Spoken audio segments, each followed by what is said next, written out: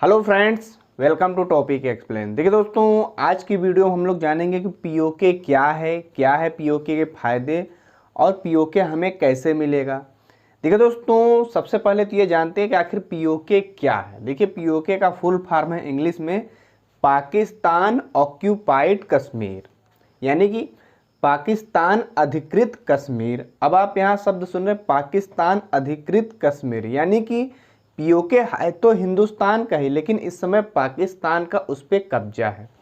अब चलिए जानते हैं कि आखिर पाकिस्तान का कब्जा क्यों है और भारत का ही है तो भारत को कैसे मिलेगा। देखिए दोस्तों, जब हमारा देश 15 अगस्त 1947 को आज़ाद होता है तो उस समय कश्मीर के जो राजा होते हैं, जम्मू कश्मीर के राजा होते हैं हरि सिंह, वो एक अलग ही देश बनाना चाहते हैं। उनका कहना होता है कि हम जम्मू कश्मीर एक अलग राष्ट्र रहेगा, स्वतंत्र राष्ट्र रहेगा। मगर उनका सोच बिल्कुल विपरीत हो जाता है।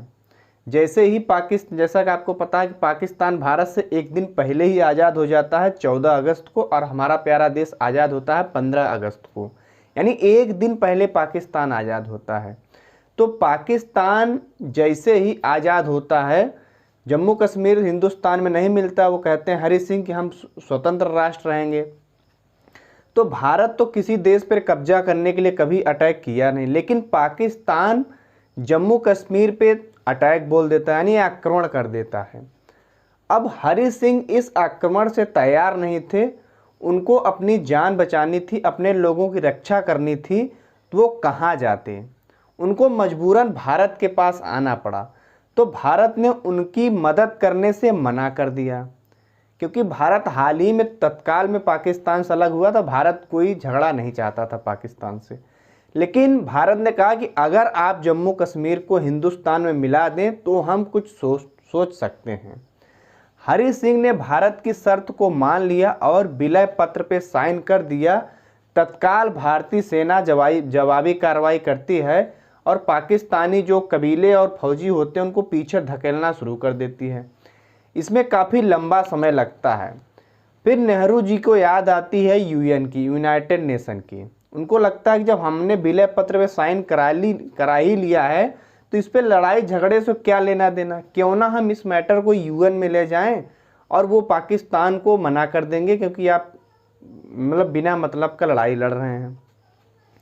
यूएन में मैटर को लेकर नेहरू जी जाते हैं, लेकिन वहाँ से बहुत ही, क्योंकि पश्चिमी देश उस समय भारत से बिल्कुल नफरत सा करते थे, यानी भारत को बिल्कुल नीचा देश समझते थे।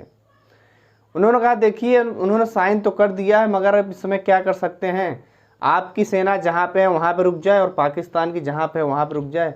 उसी को नाम दिया गया LOC, यानी लाइन ऑफ कंट्रोल, नियंत्रण रेखा स्थापित करवा दिया गया यूएन के द्वारा। उसके बाद कहा गया कि वोटिंग करा लीजिए, लेकिन भारत ने कहा हम वोटिंग क्यों कराएंगे, अभी तक तो जिस पीओके में पाकिस्तानियों का कब्जा है, पहले तो वो पीओके को खाली करे तब जाके हम वोटिंग कराएंगे।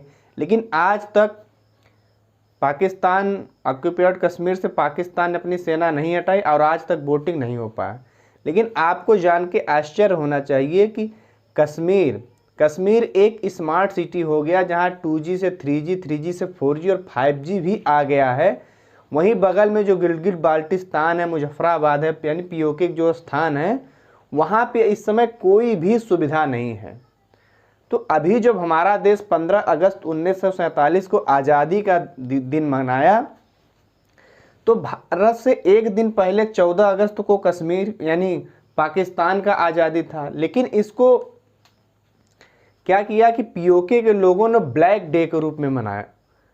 बिल्कुल भारत की नकल करते हुए पाकिस्तान ने भी कहा कि हर घर तिरंगा लगाए। उन लोगों ने मना कर दिया कि पाकिस्तान एक अस्थायी सरकार है, हम तुम्हारा झंडा क्यों लगाएं और हम इस डे को सेलिब्रेट क्यों करें। इस बंटवारे में इतने सारे लोगों की जान गई, इसको हम सेलिब्रेट क्यों करेंगे, इसको हम ब्लैक डे मनाएंगे। और जिस दिन 15 अगस्त को भारत आज़ाद हुआ था, इस दिन 15 अगस्त को पीओके वालों ने ग्रेट डे के रूप में मनाया। अब आप समझ सकते हैं कि किस प्रकार पीओके के लोगों का भारत के साथ जुड़ाव बढ़ता ही जा रहा है।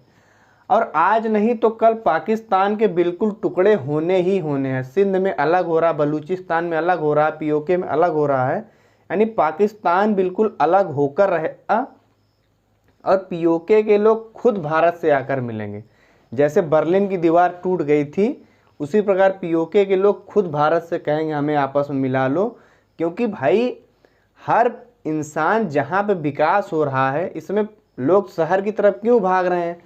शहर की तरफ भागने का मेन रीज़न यही कि शहर में सुख सुविधाएं हैं, समानताएं हैं, जॉब्स के अवसर हैं, पढ़ाई है, शिक्षा है।